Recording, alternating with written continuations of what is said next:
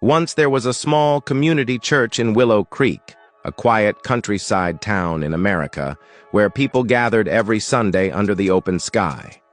There was no roof above the courtyard, just the sun in summer and rain during the monsoon. Still, people came faithfully, standing through heat and weather just to hear the word of God. Then, one Sunday, the pastor stood before the congregation and made an important announcement.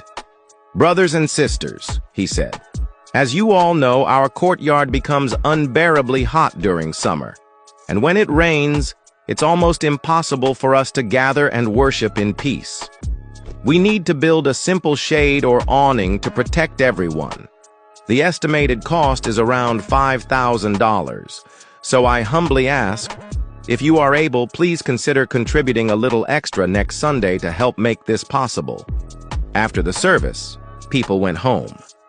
Later that week, as the church doors were open for a smaller evening gathering, a humble-looking man and his wife approached the deacon.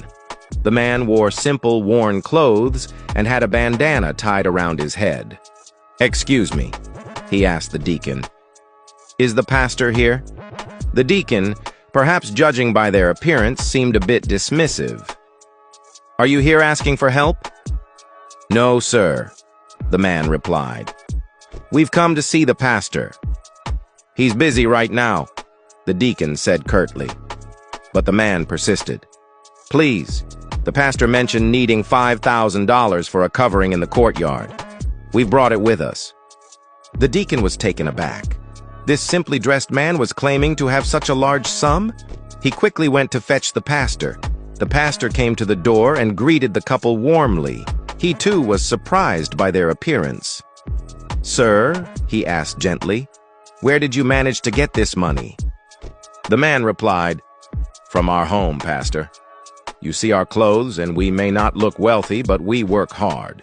We collect recyclable materials, cans, bottles, things like that.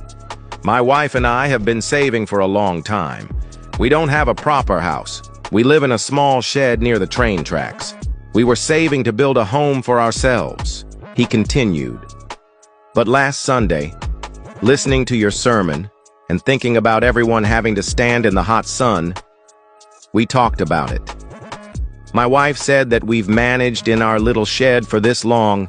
We can manage a little longer, but it's important that everyone has a comfortable place to gather. So we wanted to give this money for the shade." The pastor was deeply moved. "Sir," he said, "we can't just accept this large amount from you directly. We need to inform the church council, the treasurer, the members." Soon, many people from the community had gathered. When they heard the story, that this humble couple who collected recyclables had single-handedly offered $5,000, they were ashamed. "It's embarrassing," one of the wealthier members said. "Here we are with our comfortable homes and businesses, and this hard-working man is showing us such generosity." The pastor turned to the couple. "Please," he said, "keep your money. You deserve to build your home." But the man was firm. "No, pastor, we've made up our minds. Please accept it." The pastor finally agreed. "All right," he said. "Please have a seat." Then the community members started talking amongst themselves. "How much can you contribute?" one asked. "I can give 200, another replied. "I can do 300, said someone else. The contributions kept coming in, and soon the community had collectively raised $50,000. The pastor then turned to the humble man. "You brought $5,000 for the shade," he said. He took the money. "And the community has also raised some amount of dollars." He then handed the newly collected $50,000 back to the man. "We have accepted your generous contribution for the shade, and now please accept this money from the community so you can build your home."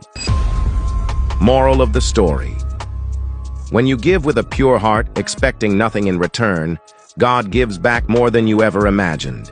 True richness isn't found in how much you keep, but in how much you care. A selfish mind will always feel poor, no matter how much it has, because it's focused only on itself.